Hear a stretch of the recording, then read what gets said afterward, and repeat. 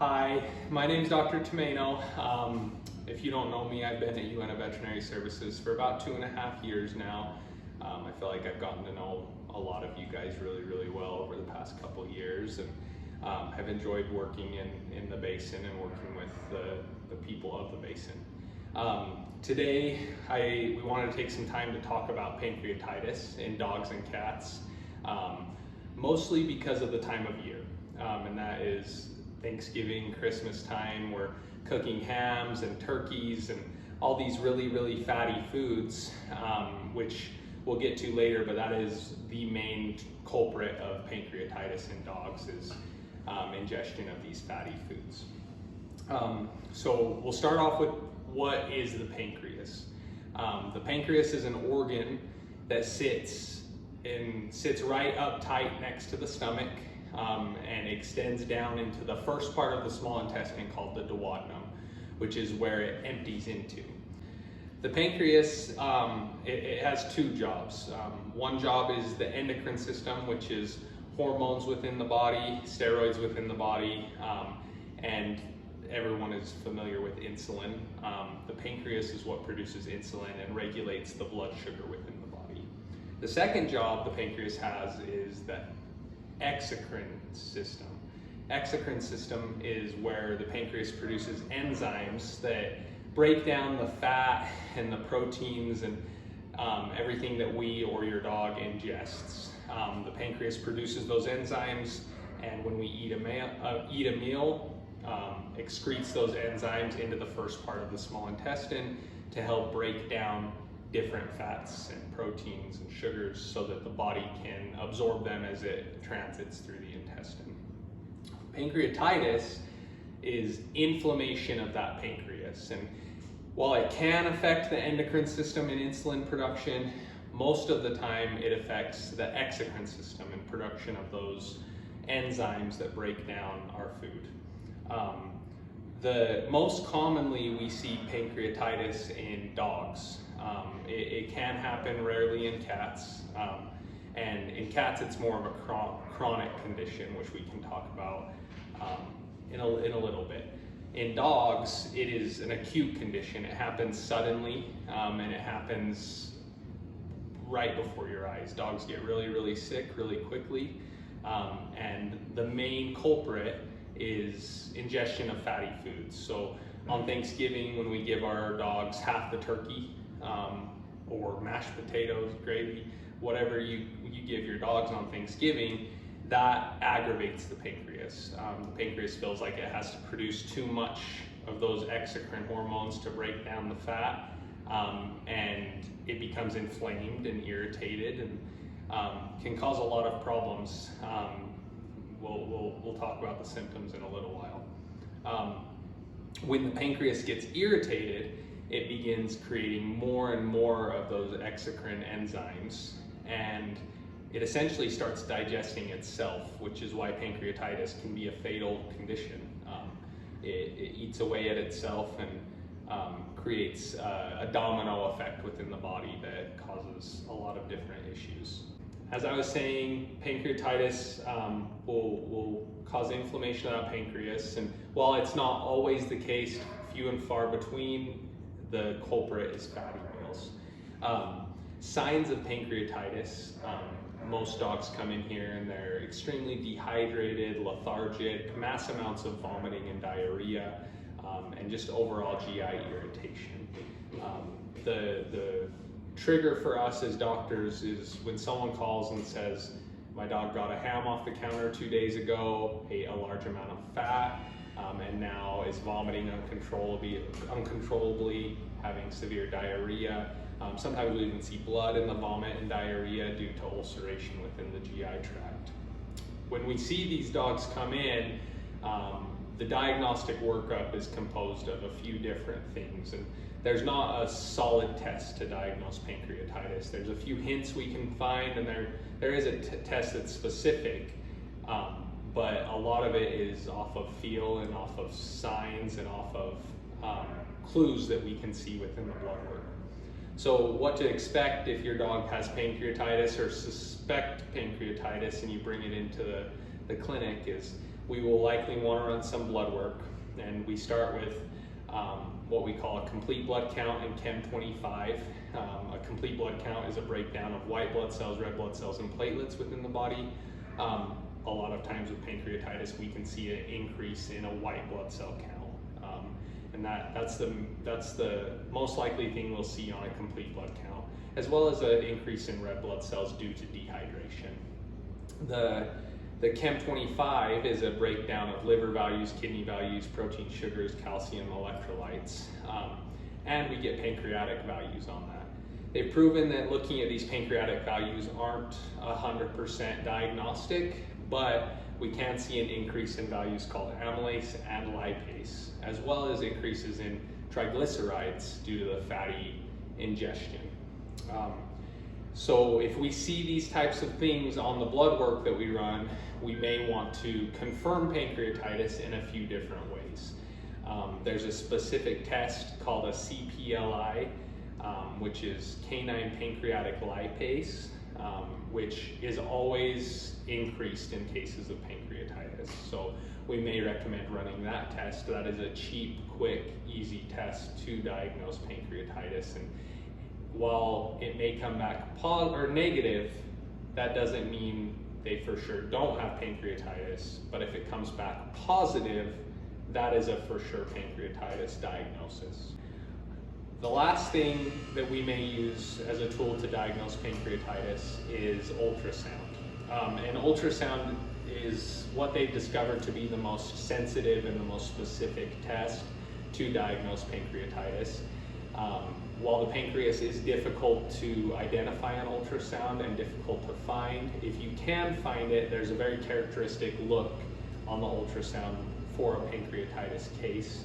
The surrounding fat around the pancreas becomes really, really inflamed and irritated on ultrasound, and the pancreas itself becomes what we call hypoechoic, so it doesn't light up as bright on the ultrasound as it normally would. If we diagnose pancreatitis for sure, we've gone through these steps and we have a diagnosis, and one of the doctors here at UNO Vet Services is convinced that your dog has pancreatitis, the next thing would be initiating treatment. And the mainstays of treatment are IV fluids and pain management. So you can expect your dog to get put on IV fluids, diuresis. We'll start fluids to restore their hydration status, as well as kind of flush the system and get those enzymes we talked about flushed out of the system. Pancreatitis is a very painful condition. Humans that have had it have described it as extremely painful, and that's actually one of the things in our physical exam that veterinarians look for is pain within the abdomen while we're palpating the abdomen. So the next mainstay of treatment is getting your dog out of pain and doing it safely with some of the medications we have here. Unfortunately, none of these pain medications are available over the counter. So if you're suspicious that your dog may have pancreatitis, getting them to the vet is the best thing you can do. There's some literature that it's a highly debated subject in veterinary medicine as to whether we should use antibiotics or not in pancreatitis. Some veterinarians do, some veterinarians don't. That is something that your vet may or may not do. There's no definitive answer to that. In humans, pancreatitis is almost always infectious, but in dogs, like we've talked about, there's not necessarily an infection involved. It's just due to the high fat ingestion. If we suspect there's an infection, we may start antibiotics. The last big thing that will be a veterinarian's goal when your dog is here being treated for pancreatitis is getting them to eat. Once they start eating again, it seems like these dogs make a massive turnaround. And personally, I usually give them 1 to 2 days to eat on their own of pain management and IV fluids. But after that time, I start discussing with owners about feeding tube placement and supplemental feedings. We have multiple ways that we can get dogs to get nutrition and get food without them actually eating. And we can place tubes that go into the stomach in multiple different ways to get food and nutrients down to them. So I have had a few cases where I've had to put in a feeding tube to get that dog nutrients and to get them kick-started. It seems like it almost kick-starts them to wanting to eat on their own. So as a dog's hospitalized, every case is different and every case will be treated different, but most dogs do fairly well. The success rate in treating pancreatitis is anywhere from 70 to 80%. There are those terrible cases where we do lose dogs to pancreatitis, and I wouldn't want to underplay the seriousness of the condition, but we are fairly successful in treating it. Your untreated pancreatitis is usually a really bad deal. The success rate is much lower.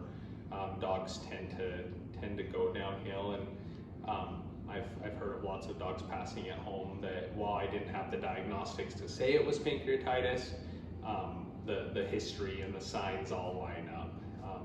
So if you suspect that your dog has pancreatitis, get them to us as soon as possible so we can take care of them. As I'm sure you can take from all of this, the best way to prevent pancreatitis is to not feed your dog high fatty foods or human foods in general. I would say it's widespread throughout veterinary medicine. No veterinarian is going to suggest feeding human foods regularly. There are special cases and there are exceptions, but human foods not only put you at risk for pancreatitis, but there are certain foods that are toxic. So I always advise against finding a good high quality kibble and feeding that and only that. There are 3 brands routinely recommended by veterinarians: Hill's Science Diet, Purina Pro Plan, and Royal Canin. The last thing I'll talk about is in rare cases we do see pancreatitis in cats. And cats don't necessarily have an acute onset of pancreatitis like dogs do. Cats have what we call a chronic pancreatitis. So it's a pancreatitis that's long-standing. It may or may not be associated with food intake. It's a pretty rare condition in cats that we don't diagnose a lot, but it finally, the pancreas becomes essentially damaged enough that they present in very similar ways to dogs. They present with vomiting, diarrhea, really, really painful abdomens, and it is just as serious in cats as it is in dogs. It kind of sits and smolders for a really, really long time before it gets bad enough that cats present.